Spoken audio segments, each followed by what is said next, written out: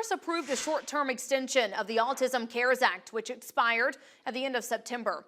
However, advocates say it is important lawmakers renew this piece of legislation. News 4's Jacqueline Lambert joins us live now in studio. So, Jacqueline, what exactly is the Autism CARES Act? Kinsley, the act is the primary source of federal funding for autism research, services, and training and more. It passed in 2006. I spoke with an area applied behavioral analysis provider, and they say the act not being renewed could be harmful. The U.S. House of Representatives voted to re-up the Autism CARES Act with a few new changes. However, the Senate failed to act on this piece of legislation.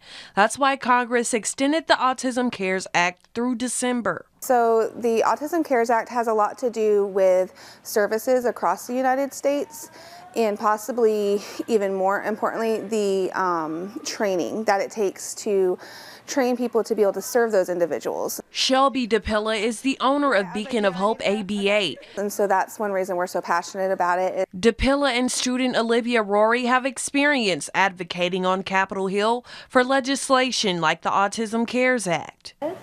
So it was really beneficial being able to go out and meet other professionals, as well as talking to people that have the opportunity to give us those more resources. Not renewing the act could mark the end of existing federal programs that fall under this act.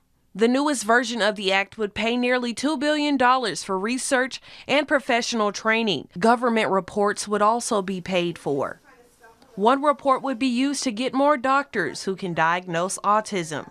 Behavior analyst Cynthia Alvarez says federal action for autism is needed. And it would be universal across states, because when individuals and their families move from one state to another, services are different. The training that law enforcement receives or schools receive, things like that, that's all different. And having something that's on a national level will allow for it to be streamlined and more uniform.